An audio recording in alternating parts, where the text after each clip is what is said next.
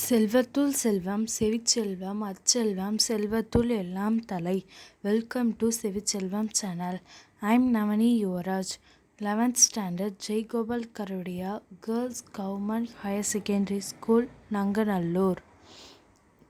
Today I am going to read Tamil Nadu சமச்சீர் கல்வி 10th standard English Prose Unit 1 His First Flight.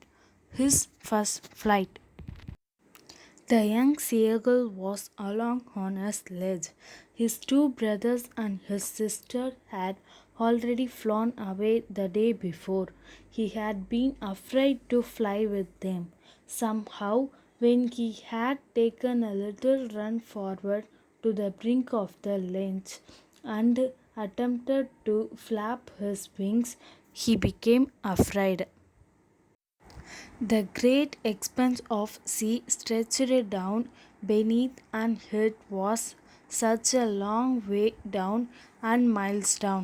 He felt certain that his wings would never support him, so he bent his head and ran away back to the little hole under the ledge where he slept at night. Even when each of his brothers and his little sister, whose wings were far shorter than his own, ran to the brink, flapped their wings and flew away, he failed to muster up courage to take that plunge which appeared to him so desperate. His father and mother had come around, calling to him shrilly, scolding him, threatening to let him stop on his ledge unless he flew away, but for the life of him he could not move. That was 24 hours ago. Since then, nobody had come near him. The day before, all day long, he had watched his parents flying about with his brothers and sister, perfecting them in the art of flight, teaching them how to skim the waves and how to dive for fish. He had in fact seen his older brother catch his first herring and devour it standing on a rock, while his parents circled around, raising a proud cackle, and all the morning the whole family had walked about on the big plateau midway down the opposite cliff, laughing at his cowardice.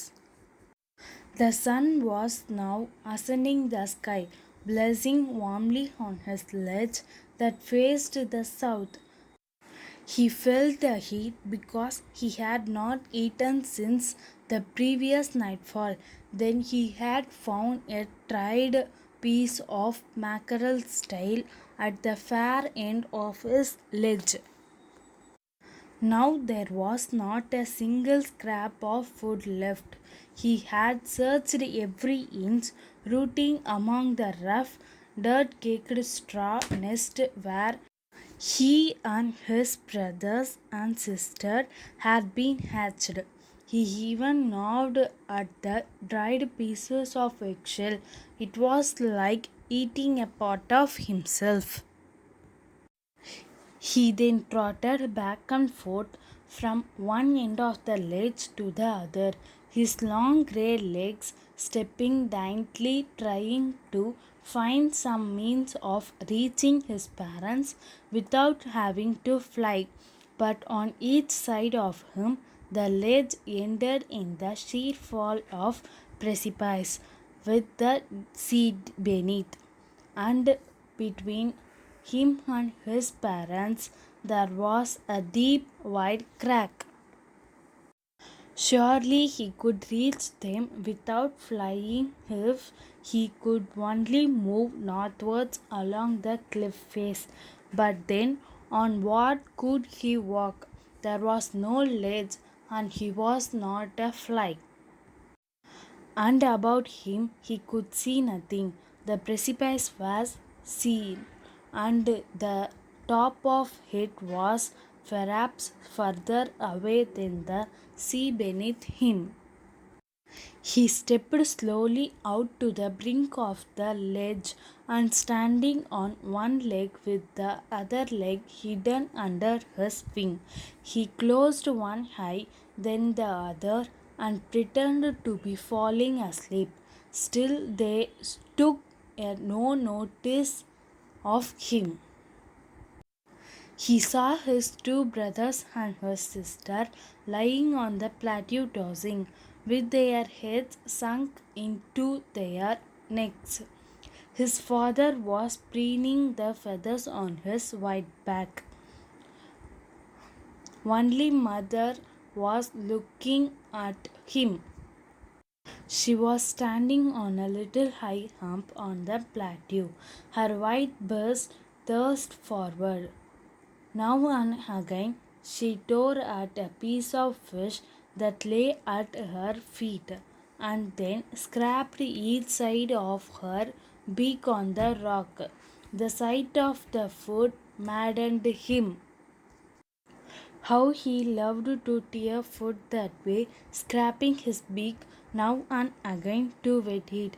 He uttered a low cackle. His mother cackled too and looked at him. Ga, ga, ga, he cried, begging her to bring him over some food. Gall, hul, ha, he screamed back mockingly, but he kept calling plaintively, and after a minute or so he uttered a joyful scream. His mother had picked up a piece of fish and was flying across to him with it. He leaned out eagerly, tapping the rock with his feet, trying to get nearer to her as she flew across, but even she was just opposite to him. Abreast of the ledge, she halted, her legs hanging limp, her wings motionless, the piece of fish is her beak almost within reach of his beak. He waited a moment in surprise, wondering why she did not come nearer, and then, maddened by hunger, he dived at the fish. With a loud scream, he fell outwards and downwards into space. His mother had swooped upwards. As he passed beneath her, he heard the swish of her wings. Then a monstrous terror seized him and his heart stood still. He could hear nothing, but it only lasted a moment. The next moment, he felt his wings spread outwards. The wind rushed against his burst feathers, then under his stomach and against his wings.